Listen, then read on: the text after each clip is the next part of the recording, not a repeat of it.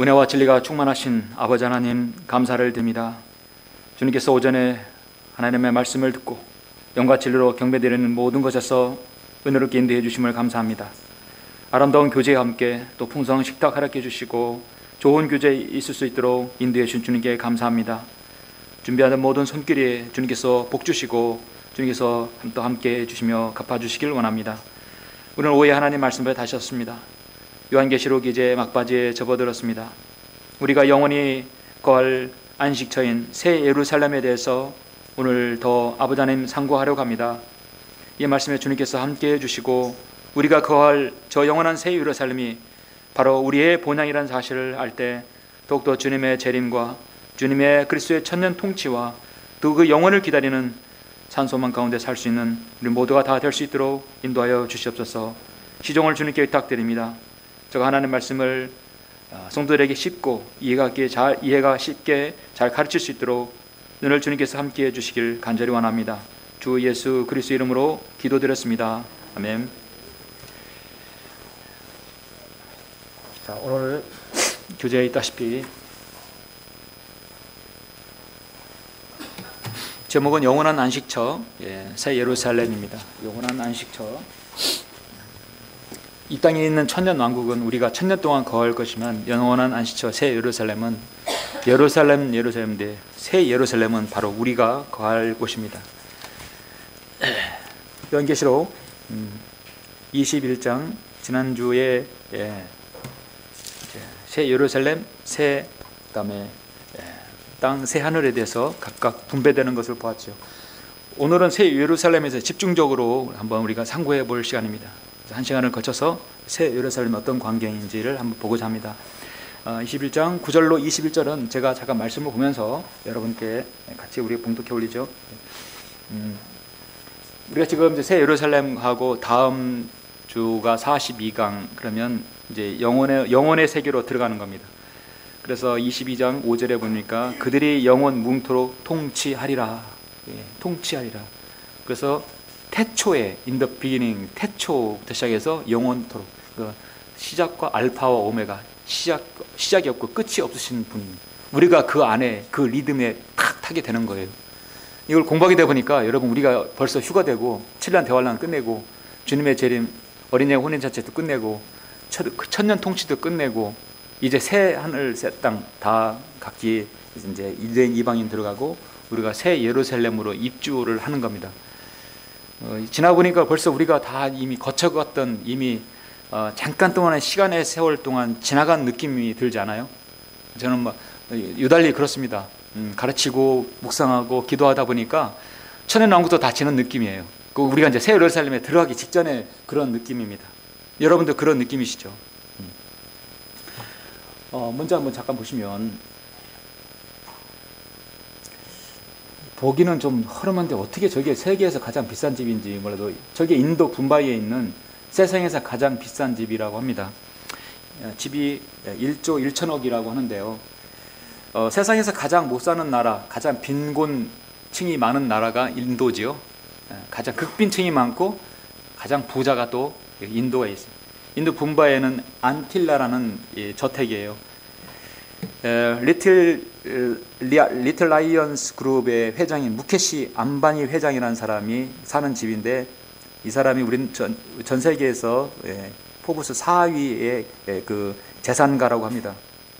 29층 높이의 모든 내부는 금은 장식이며 모든 것이 아주 그냥 도배를 한 것이죠. 29층 높이에서 방이 6,000개가 있다고 합니다. 9개의 엘리베이터가 있고 수영장 물론이고 헬스장, 그 다음에 모든 영화, 또 전시실, 그 다음에 하다못해 수도꼭지도 금으로 도금을 해놓고, 우리는 새 예루살렘에 길바닥에 깔린 걸 금으로 오는데 그래도 한 수 아래죠. 한참 아래죠. 도금만 해놓은 거예요. 도금. 어쨌든 세상에서 가장 화려하게 잘 사는 집이죠. 가끔 우리는 세상에서 볼 때 잘 사는 집들을 봅니다. 이게 미국에서 가장 좋다고 훌륭한 집이라고 합니다. 누가 사는지는 몰라도 이건 중국에서 가장 잘 사는 집이라고 합니다. 호수가 딸리고 멋지죠? 이것은 유럽에서 가장 잘 사는 저택이라고 합니다. 유럽에서 이것도 유럽주의요. 부럽죠? 예 하면은 더 이상 진도가 안 나가는 거예요. 안 부럽죠? 예 하면 더 이상 우리가 새 예루살렘 볼 거 없죠. 부러우면 지는 거다. 부러우면 더 이상 공부할 게 없어요. 안 부러워야 돼요. 그래야 우리가 갈 새 예루살렘 모형까지 만들어 놨는데 이거보다 더 훌륭한, 이거는 다 이 땅에 주님께서 불러 태워버리면 다 없어질, 다 쓰레기가 됩니다. 그러나 우리가 갈 처소는 저 북쪽에서 내려오는 것이죠. 그래서 오늘 우리가 보는 것은 계열을 보시면 요한계시록 21장은 그리스도의 천년 왕국이 지났습니다. 영원으로 들어가는 시대가 열립니다. 새하늘, 이방인, 새 땅, 유대인, 새 예루살렘, 바로 거할 우리 그리스도의 신부가 거할 부르도 정해졌어요. 이제 우리가 영원히 거할 안식처 새 예루살렘에 대해서 자세히 알아볼 차례다. 새 예루살렘의 규모는 실로 엄청납니다. 우리는 이번 강의 때 수치상으로는 새 예루살렘의 크기를 알고 배운다고 하지만 실제로 본다면 그 광경은 상상을 초월할 것이다.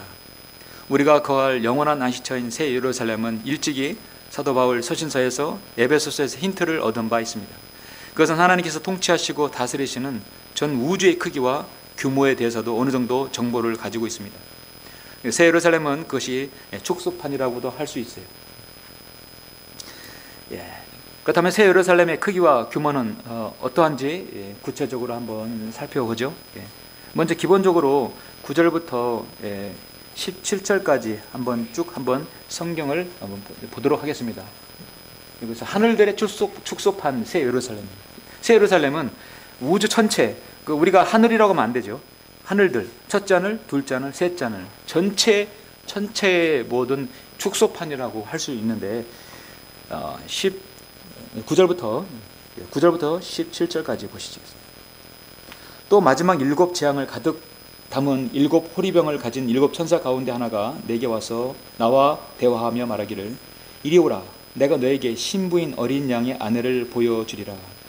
신부인 어린 양의 아내를 보여주리라. 이 어린 양의 아내, 신부가 뭐냐면 바로 그 도성이에요. 거룩한 도성 새 예루살렘이에요. 딱 여러분 느끼는 거 있죠? 예수님의 신부, 교회죠. 신부, 도성이 바로 하나님 어린 양이라 하죠. 그럼 사탄의 도성은 어디죠? 바빌론, 바티칸 시국이죠. 그가 영안에서 나를 이끌어 크고 높은 산으로 가서 큰 도성, 거룩한 예루살렘이 하나님께로부터 하늘에서 내려가는 것을 내게 보여주니 하나님의 영광이 있어 그 도성의 광채가 가장 귀한 보석 같고 하나님의 영광이 있고 광채가 난다는 것이죠. 벽옥 같으며 수정같이 맑고 또 크고 높은 성벽도 있으며 12 대문이 있고 그 대문은 12 천사와 이름들이 기록되어 있는데 그것은 이스라엘 자손 12지파의 이름이더라. 동편의 문이 3개, 북편의 문이 3개, 남편의 문이 3개, 서편의 문이 3개이며 또 그 도성의 성벽에는 12 기초석이 있는데 거기에는 어린 양의 12 사도의 이름이 있더라. 나와 말하는 이는 그 도성과 그 문들과 그 성벽을 측량하려고 금 갈대를 가졌더라. 그 도성은 네모가 반듯하며 길이와 너비가 같더라. 그러므로 그가 갈대로 그 도성을 측량하니 12,000 스타디온이요 길이와 너비와 높이가 같더라.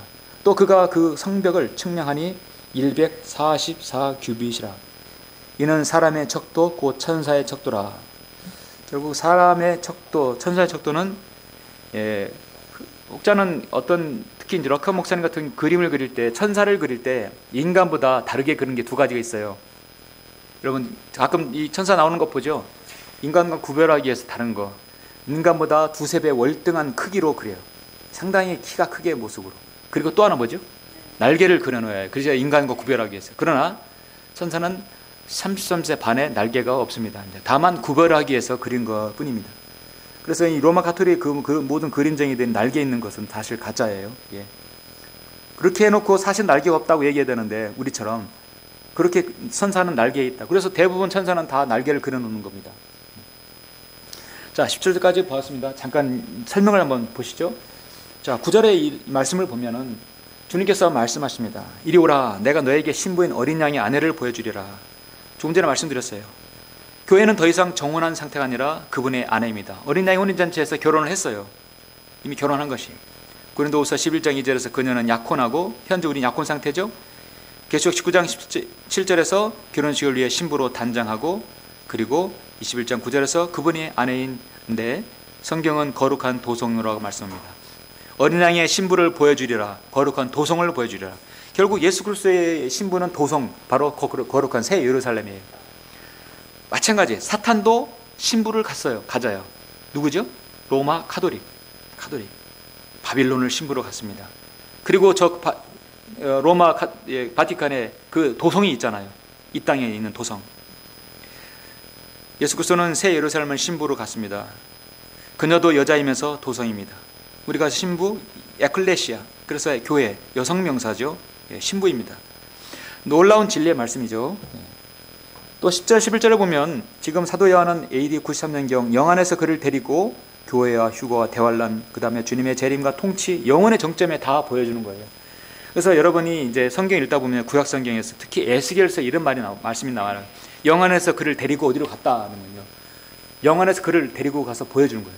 특히 에스겔은 포로기에 다니엘도 포로로 끌려갔고 에스겔도 포로로 끌려갔어요. 유브라데스 강 유역에 크발강강 유역에서 계시를 받을 때 그가 나를 영 안에서 이끌어 보여줬다는 거지. 마치 그 육체를 어디로 옮긴 것이 아니라 하나님의 영 안에서 그를 보여주는 것이죠. 이제 영 안에서 그를 데리고 나왔다는 것은 향상된 계시를 보여줬다는 것입니다. 자, 예비된 이 거룩한 도성 새 예루살렘이 내려옵니다. 어떤 광경으로 내려올지는 정확하게 알 수는 없습니다. 그러나 북쪽에서 저 하나님 계신 북쪽에서 내려오는 걸 우리가 목도할 것입니다. 16절까지 보시면 새 예루살렘은 하나님의 영광이 있어 그 도성의 광채가 가장 귀한 보석 같고 벽옥 같으며 수정같이 맑고 반짝반짝 빛납니다. 벽옥은 이집트와 시베리아에서 발견되는 다이아몬드라고 합니다. 모든 귀한 것들이죠. 이것은 모든 기호와 인종에 맞도록 다양한 색깔을 띱니다. 벽옥은 이 도성의 주 성분입니다. 도성은 베드로, 야고보, 요한 모두 12제자 이름이 새기는 기소석들이 있고 문들에는 12 사도들의 이름이, 지파들의 이름이 기록되어 있죠. 정작 우리가 사는 새 예루살렘에 이런 주님의 12제자 12지파의 이름들이 문에 기록되어 있다는 것입니다.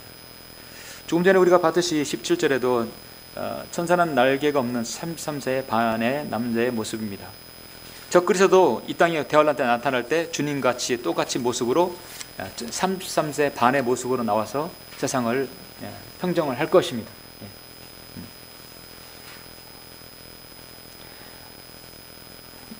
자, 우리가 이제 조금 전에 이제 봤고요.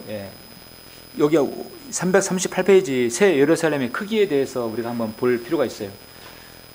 과거에 이제 성경적 우주론을 본 적이 있지만 잠깐 동안 복습하는 의미에서 보도록 합니다. 왜 그러냐면 이 우주 이건 어떤 과학 사이언스가 아니에요. 성경에 근거한 사실입니다. 그래서 성경에 근거한 것들을 보았을 때 전 우주는 통으로 짠 옷처럼 이렇게 삼각형 구도입니다. 삼각형 구도로 삼각형 구도는 늘 이렇게 트라이앵글로 좀 맞춰져 있죠. 아버지와 아들과 성령님. 그래서 성경은 두 개의 시온산이 있어요. 시편 74편, 65편, 히브리 12장 보면 하늘의 시온산이 있어요. 그리고 예루살렘에 있는 시온산, 이 땅에 있는 시온산이 있습니다. 거룩한 곳이죠. 이 땅은 이제 없어질 것이지만 저 시온산은 영원히 존재하는 곳이죠. 셋째 하늘의 시온산은 가장 북편에 있다. 북편은 사탄이 올라가려 했던 그 장소였고 반역하려던 장소였죠. 성경에서 우주는 산처럼 생긴 피라미드를 옆에서 바라볼 때처럼 모양처럼 삼각형입니다. 여러분 교재 여기 보시면, 자 이렇게 보시면 삼각형 구도이지만 이거는 사실 앞에서 본 평면도지만 이건 통으로 짠 옷이기 때문에 입체라는 얘기예요. 우주는 단면이 아니에요. 입체예요. 수박이 왜 양이 많은지 아십니까? 수박은 우리가 면이라고 하면 면적을 낼 때는 반지름 곱하기 3.14 하면 되죠. 그죠? 그러나 이 부피를 낼 때는 반지름의 세제곱이 되는 거예요. 그럼 엄청난 부피라는 얘기죠. 이것은 평면이지 통으로 짠 옷처럼 이렇게 둥그런 것이죠. 그래서 우주는 새 예루살렘처럼 단면이 아니라 공간이 있는 입체다.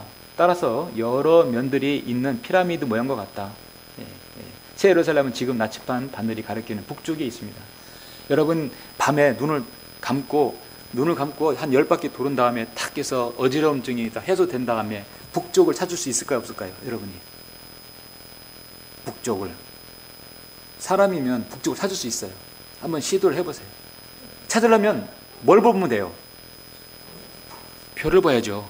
별, 북극성, 가장 북쪽에 있는 거를, 가장 빛나는 별을 찾으면 돼요. 예. 국자를 찾으려고 하지 마시고 가장 빛나는 별, 북극성 가장 빛나요. 밤은, 특히 여름밤 하늘에는. 그래서 정말 하나님 계신 곳에 기도를 한다면 북쪽, 하나님 정기신 북쪽이죠. 네, 북쪽이죠. 자, 그러면 우주론에서 두 번째는, 자, 이제 약간 축소됩니다. 저 우주는 거대한 산처럼 보이는 피라미드 형태를 가지고 있습니다. 피라미드의 맨이 상단은 머릿돌이라고 하죠. 베드로전서 2장 6절에 모퉁이돌이라고 합니다. 모퉁이돌, 머릿돌이라고 하죠. 성경에서 모퉁이돌은 예수 그리스도를 칭합니다. 그래서 모든 돌은 산돌이라고 하죠. 산돌이 하나하나 맞춰져 있어요. 자, 이걸 꼭 우리가 한번 보셔야 할 것 같습니다. 여러분 여기 유저 있죠? 성경에 베드로전서 2장 6절 한번 보세요. 자, 2장 6절.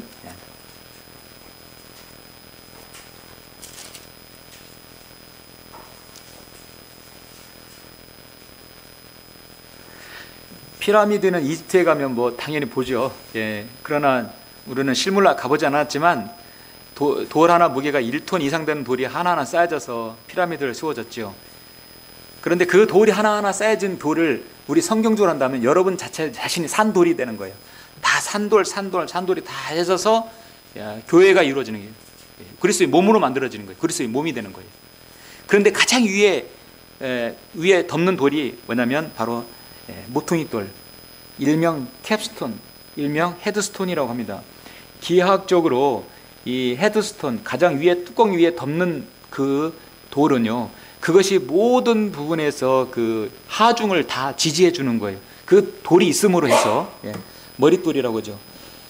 2장 3절 보시면 4절부터 볼까요? 사람들로부터 정령 버림받았으나 하나님께는 택하심을 받은 귀중한 산돌이신 그분께 나와서 너희도 산돌들로서 영적인 집으로 지어지고 예수 그리스도로 인하여 하나님께서 기뻐하실 영적인 제물들을 드리는 거룩한 제사장이 되느니라. 그래서 우리도 왕같은 제사장이에요.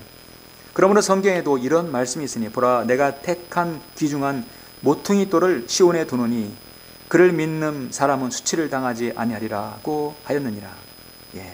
그러므로 믿는 너희에게는 그가 귀중하나 불순종하는 자들에게는 건축자들이 버린 그 돌이 모퉁이의 머릿돌이 됐다 말씀하고 있어요. 그래서 가장 위에 있는 돌은 모퉁이의 머릿돌이라고, 캡스톤이라고 하죠. 그래서 이 모퉁이돌은 하늘과 땅의 창조를 설명할 때 우주의 모양을 알려주는 표현으로 사용됩니다. 그래서 우주 모양은 입체로 된 피라미드 모양으로 볼 수 있습니다. 바로 이와 같은 모양으로 볼 수 있어요. 그 위에는 지금 아직 뭔가 덮여지지 않았죠? 뾰족한 모습. 그래서 이렇게 요 모습, 여기에 얹어질 돌이 바로 모퉁이의 머릿돌이에요. 나머지는 돌도 다 하나씩 여러분이 영적으로 지불해줘. 여러분 자신이 산돌이 되어서 이렇게 모형이 만들어지는 겁니다. 그래서 그리스도의 몸이 만들어지는 거예요. 맨 위에는 주님이시죠. 모퉁이의 머릿돌입니다. 왜 이 설명이 필요한가?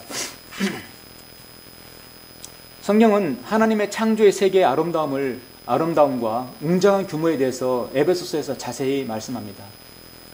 다시 한번 강조하지만 이번엔 에베소에서 모든 이 큰 우주는 이 부분에 있어서 여전히 피라미드가 모양이 나오죠.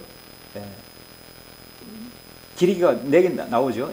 치수가. 자, 하나님께서 그의 영광의 풍요함을 따라 그의 성령을 통하여 너희 속 사람 안에서 능력으로 너희를 강건하게 하시고 믿음으로 그리스도가 너희 마음속에 거하게 하시며 너희가 사랑 안에서 뿌리를 내리고 그를 털을 닦아 모든 성도들과 함께 자, 그 너비와 길이와 깊이와 높이가 얼마인가를 깨달을 수 있게 해주신다. 이게 사람들은 보통 이제 제도권교회 사람들이 이걸 설명할 때 하나님의 사랑과 깊이와 넓이가 얼마나 크냐 늘 거기에 국한해서 가르치고 있어요. 근데 그것은 에베소서 이 말씀은 하나님의 사랑과 하나님의 자비와 사랑이 아니에요. 이건 온 우주의 그 크기를 말씀하실 때 이 말씀이 들어가는 거예요. 또 지식을 초월한 그리스도의 사랑을 알아 너희가 하나님의 모든 충만으로 가득 차기를 구하노라. 그래서 이 말씀은 우주의 크기를 모형을 보여주는 에베소서의 말씀이라고 할 수 있습니다. 그렇다면 이제 두 번째로 보시면 새 예루살렘의 규모를 보시죠. 이 새 예루살렘의 규모는 다시 교재를 성경을 본문으로 요 하나만 보실까요? 16절 보시겠습니다. 그 도성은 네모가 반듯하며 길이와 너비가 같더라. 그래서 이 길이와 너비와 높이와 깊이 에베소서에서 그걸 말씀하셨어요. 그건 뭐냐면 하나님의 사랑과 자비가 아니라 온 우주를 주님께서 말씀하신 것인데 그것이 그대로 지금 높이만 빠졌고 길이와 너비와 높이가 같은 그것이 하늘에서 내려온다는 얘기예요. 그러니까 전 우주의 축소판인 새 예루살렘이 하늘에서 내려온다는 얘기입니다. 자, 여기 이제 보시면 이 도성은 정금으로 되어 있다.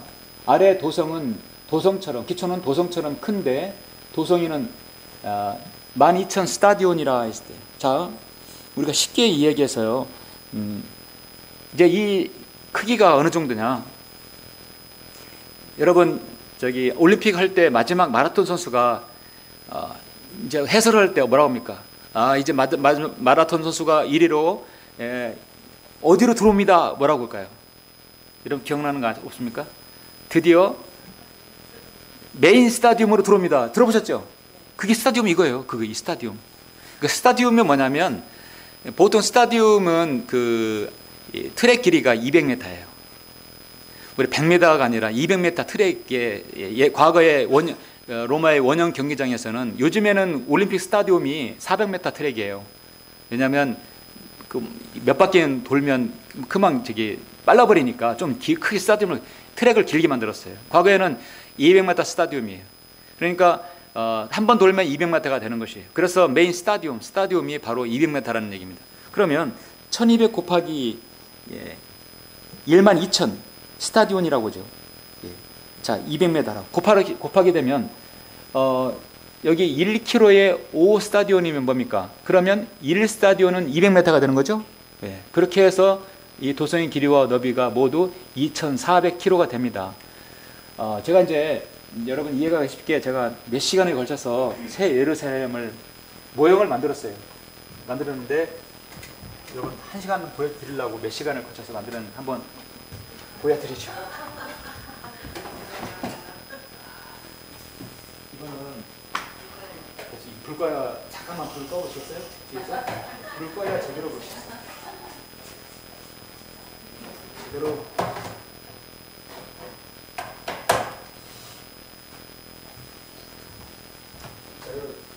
잠깐 카메라 켜겠습니다.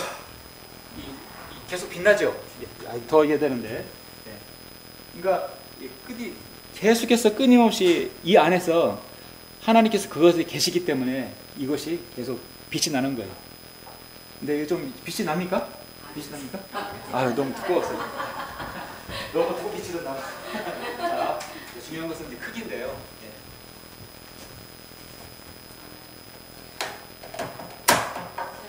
자, 여기서부터 여기까지가 2,400km예요. 여기서부터 여기까지가 2,400km, 높이가 2,400km. 그러니까 여기서 길이와 너비와 높이가 2,400km. 2,400km가 감이 안 잡히시죠? 그렇죠. 감이. 2,400km면 이제 우리가 평수로 얘기해야 되는데 제가 이 평수를 따졌는데 깜빡 잊었어요. 여기서 지금 공이 하나, 둘, 셋, 9개, 10개에다가 576 곱하기 10의 9승이에요. 이거를 메달을 평수로 바꾸게 되면 제 기억으로 지금 10조인가 1조 몇 평이에요. 이게 뭐냐면 그 평이란 얘기는 우리가 지금 이제 한 27층이면 뭐 몇 메다라고 하잖아요. 이렇게 1층이면 보통 5m, 7m, 몇 메다를 하지만 이것이 2,400km면 여기서 한마디로 2,400km 아파트라고 생각하시면 됩니다. 아파트. 이 단층이 계속, 저는 일부러 여러분에게 보기시키려고 12가지 색으로 칠했는데 이것이 단층마다 다 아파트 형태로 되어 있다 한다면 여기 얼마나 많은 사람들이 들어갈 것인가. 적어도 수치상으로 수학적 계산상으로 봐도 어림잡아 800억 명. 그러니까 이것도 굉장히 많이 잡은 거죠. 80억이죠. 80억 명 이상이 한 사람당 마당과 정원과 연못, 수영장이 딸린 약 290평의 면적을 할당받을 수 있다. 여러분 개인이 290평이 모든 걸 다 금으로 치장되어 있는 부분에서 받을 수 있습니다. 여러분이 좁은 아파트나 빌라, 주택에 산다고 여러분 불평하지 마시고 우리가 거주지가 앞으로 이곳에 간다는 것입니다. 새 예루살렘의 크기는 상상을 초월합니다. 만약 새 예루살렘이 이제 여기 지금 서두가 이렇게 되어 있는데 이거를 빨리 한번 보시죠. 자, 쉽게 이해해서 제가 미국 지도를 그래도 해봤어요. 여기 멕시코에 있고 여기 미국 52개주가 있죠. 캐나다가 있죠. 보통 이제 미국 이제 동부와 서부 그러죠? 예, 동부와 서부에서 보통 날아가면 LA 캘리포니아로 가서 워싱턴에서 캘리포니아로 가는데 보통 빨라야 14시간 되죠. 12시간 걸려요. 동부에서 서부로 가게 되면. 같은 나라인데도 시차가 엄청나게 틀려. 예. 그러면 이 도성이 하늘에서 직접 내려왔을 때의 크기를 비교해 한번 배워보세요. 대략 어느 정도 되냐면 한 면의 길이가 이 정도예요. 새 예루살렘이 미국의 3분의 1을 덮어요. 입체로 이 정도 되는 겁니다. 여기에 지금 헤드스톤 꼭점이고 한 면이 이 정도 되는 것입니다. 그러니까 이런 거대한 한마디로 우주서성 같은 아파트가 하늘에서 내려오는 겁니다. 그 당시에는 지구는 없겠죠. 이제 새 땅이 있겠죠. 우리가 이제 대입을 해보면은 그래서 여러분 새 예루살렘에서 살 때 여기에서 여기까지 한번 가게 되면 우리 같은 보통 시간상으로는 12시간, 14시간 걸릴 수 있어요. 여기서부터 마지막 꼭대기층 가도 마찬가지예요. 그러나 이 안에서는 온갖 모든 것이 완벽한 그 기후와 완벽한 자연 모든 것이 완벽하게 되어 있다. 예. 이 안에서 어떻게 운송수단이 되고 어떻게 움직이는지는 우리는 알 수는 없습니다. 그러나 이 규모가 지금까지 구원받은 AD 33년 이후 사도행전 예루살렘 교회부터 시작해서 지금까지 모든 구원받은 그리스도인을 다 수용하고도 남죠. 그러면서도 모든 공원과 모든 자연환경들을 다 조성되어 있는 것이죠. 이제 이곳은 이제 모형을 봤습니다. 근데 새 예루살렘의 규모가 하늘들의 축소판이라고 해서 가로와 세로와 높이가 같다고 했어요. 근데 이제 러크만 목사님께서는 이 새 예루살렘을 이것이 하나가 더 있어요. 하나가 더 있어서 이렇게 하나 더 거꾸로 위에가 하나 있고 아래도 하나 있고 그런 형태를 가르칩니다. 근데 성경적으로 제가 어떻게 그 근거를 찾지를 못해가지고 또 두 개 만들기 힘들잖아요. 예, 그렇게 믿으세요. 그렇게 될 수도 있다. 예, 그러니까 하나가 이렇게 될 수도 있고 두 개면 더 다이아몬드처럼 더 이뻐지겠죠. 그렇죠. 예, 이뻐지겠어요. 조금 전에 이 모습 보면 저 부분이 아까 설명드린 콜로라도 덴버에서 시작해서 러커 목사님 있던 고향이죠.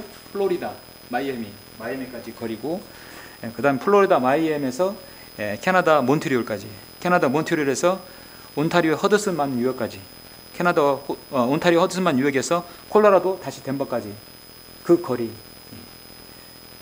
근데 이것은 면적이 아니라 바로 입체 모양이다. 이거 12층이 아니라 수십억 층이 되겠죠. 얼마나 많은 사람들이 여기서 영혼을 누리는 것입니까? 그 모양이 될 수 있는 것입니다. 자, 여기 교재 339페이지 보니까 새 예루살렘이 대한민국에 내려온다.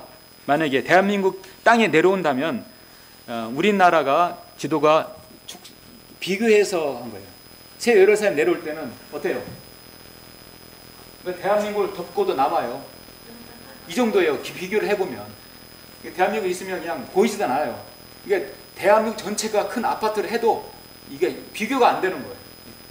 얼마나 큽니까? 새 예루살렘. 얼마나 많은 사람들이 여기서 영혼을 누리는 것이에요. 이제 좀 이렇게 이해가 가시죠? 광장들, 이 안에 호수와 많은 쉼터들, 하나님의 보좌와 생명수의 강, 그리고 생명나무의 과실들이 열려요. 그래야 하늘들 새 땅에 있는 사람들이 영혼을 누리려고 계속 와가지고 여기서 먹고 가는 거예요. 아름다운 광경들, 큰 숲들이 장관을 이룰 것입니다. 그와 같은 사실을 믿겠습니까? 예, 믿습니다. 예. 예수 그리스도께서는 내 아버지 집에는 많은 저택들이 있느라. 요즘에 옛날에는 아파트 말고 빌라 짓고 지면 앞에다 뭡니까? 다 맨션이에요. 다 맨션. 맨션 개념이 보통 큰 방 5개짜리 이상이 미국에서는 맨션 개념이에요. 우리나라는 무슨 맨션, 그러니까 이름 지면 되는 거 아니에요, 우리나라는. 근데 맨션 개념이 그렇습니다. 큰 방 5개면 최하 50평 이상이 되는 것이죠. 주님께서는 많은 저택들이 있다고 예비되었다고 말씀하셨어요. 주님은 거짓말하지 않으십니다.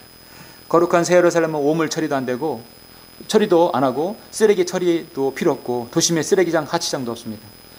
여러분 그렇게 매주마다 분리수거 귀찮게 할 필요 없어요. 예. 부정이득을 챙기는 공무원도 없고 정치가들도 필요 없고 방공호도 없습니다. 상수도 정화시설도 없고 교통규칙도 없습니다. 거리에 담배꽁초나 맥주 깡통도 병원이나 묘지도 없습니다. 예수 그리스도는 내 아버지 집에는 많은 저택들이 있느니라. 주님은 거짓말 안 하십니다. 예. 자, 한 장 넘기셔서 영원한 안식처를 한번 보시죠.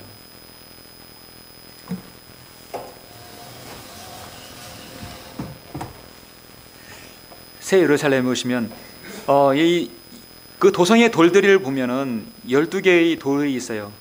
돌이라고 하지만 사실은 우리가 이 땅에서 가장 귀하게 보는 보석들이 아닙니까? 에메랄드, 사파이어 하면 얼마나 금광석, 다이아몬드 이 세상에서 귀한 것들이에요. 그런데 이것이 다 무엇입니까? 새 예루살렘의 장식물들이에요. 문들에 붙고 벽에 붙는 것이에요. 저는 이제 이 보석들이 어디에 해당하는지 잘 몰랐는데 이제 러크 목사님은 이렇게 합니다. 에메랄드는 유다를 상징한다. 이제 어디에서 이제 조사를 했겠죠. 유다를 상징하는 녹색 돌이고 남미와 멕시코에서 발견됩니다. 사파이어, 시몬을 상징하는 파란 돌, 홍마노, 단을 상징하고 붉고 흰 돌, 옥수, 칼세노딘이라고 하죠. 레이를 상징하는 반투명한 흰 돌이고 황옥, 일사가를 상징하는 옅은 노란색, 오렌지색의 돌이다. 그다음에 감남석, 크리솔리드, 갓을 상징하는 황금색 돌, 녹보석, 베릴, 아셀을 상징하고 홍보석, 사디어스, 납달을 상징하고 제신스, 요셉을 상징하는 짙은 붉은색 돌. 그래서 이렇게 어디 이제 목욕탕이나 어디 가면 제신스 물이라 해서 이제 붉은색도 띄죠. 예. 홍마노 옥수라는 말도 나오죠. 가끔씩 듣죠. 그리고 또 사람에게 좋다는 말이 뭡니까? 자수정 좋다고 하죠. 자수정 들어보셨습니까? 베냐민을 상징하는 보라색 수정, 보라색 물, 자수정 물이라 하잖아요. 노국수, 그 다음에 수블론 상징하고, 그 다음에 벽옥, 루벤을 상징하는 투명한 수정입니다. 자, 마무리를 보시죠. 하나님의 도성이 어떻게 보이는지 사람들은 거의 상상하지 못합니다. 그 광경이 얼마나 휘황찬란하는지 사실 우리는 그걸 보지 않았기 때문에 성경을 통해서 추정만 할 뿐이에요. 이렇게 아름다울 것이다. 이런 치수는 정확히 나왔기 때문에 우리가 현재 살고 있는 이 시대에 한번 대입해 보면 어마어마하게 크다는 것이죠. 그러니까 이런 크기가 2400km 가로가 되는 아파트라고 생각하시면 돼요. 얼마나 높이 크겠습니까? 그 광경이 얼마나 휘황찬란하겠습니까? 사도 바울이 고린도후서 12장에서 셋째 하늘에 들림받고 나서 내가 그 둘 사이에 끼어 있으니 내가 떠나서 그리스도와 함께 있을 욕망을 갖는 그것이 훨씬 좋다 나왔어요. 사도 바울은 12장에서 저 셋째 하늘 광경을 다 봤어요. 그 봤는데 사도행전에서 그가 루스트라에서 돌에 맞았거든요. 맞았는데 세상 사람들은 기절했다고 생각했지만 사람 죽은 거였어요. 그런데 하나님께서 그 영을 저 셋째 하늘에 끌어올려 보내서 셋째 하늘에는 모든 광경을 다 보여준 거예요. 사도 바울이 이제 때가 됐다, 이제 내려가라. 루스에서 이제 다시 정신에 깨었을 때 그 순간이겠죠. 사도 바울은 아마도 다시 내려가고 싶지 않았을 겁니다. 다시 내려가서 고난을 받고 주님의 사역을 이루어야 되니까요. 이미 이 땅에 있는 모든 것은 주님께서 이제 네가 겪을 날은 이제 아직 남은 것이죠. 사도 바울은 셋째 하늘에서 본 모든 것을 이 땅에서 말하는 걸 허락하지 않았어요. 그건 누구에게 허락하냐? 바로 사도 요한에게 허락한 것이죠. 너는 가서 입 다물어라. 그러나 네가 올 곳이 바로 이곳이다 라는 것이죠.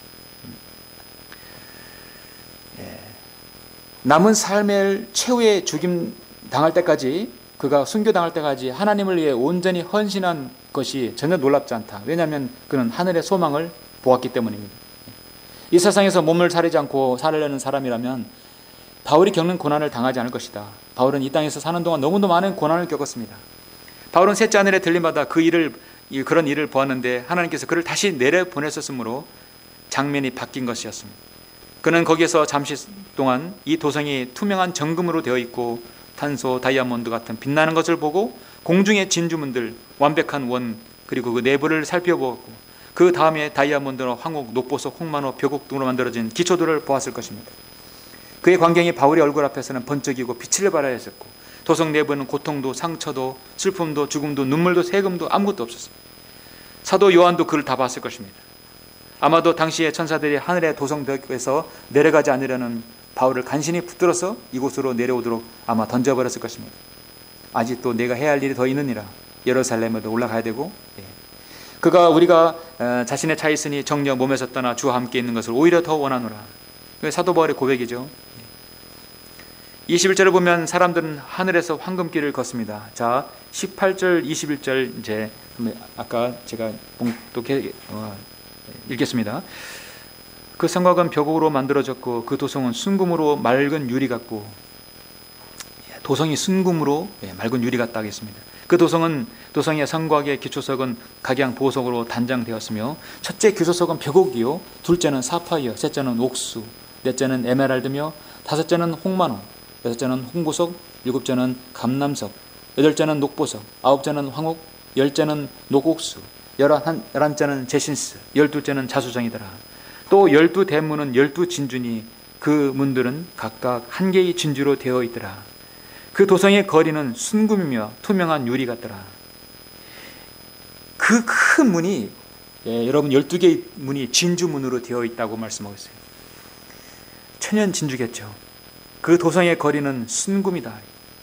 아까 안바니 그 회장의 집은 금으로 도금했을지는 몰라도 길바닥에 깔진 않았을 거예요. 그러죠? 그러나 우리가 거할 장소는 그 거리 바닥에 깔린 게 금이라니. 자, 얼마나 뒤바뀐 상황입니까? 올라갔을 때와 내려갈 때와는 다른 상황입니다. 세상에서 사람들은 돈과 금을 위해서 아둥바둥 분망하며 삽니다.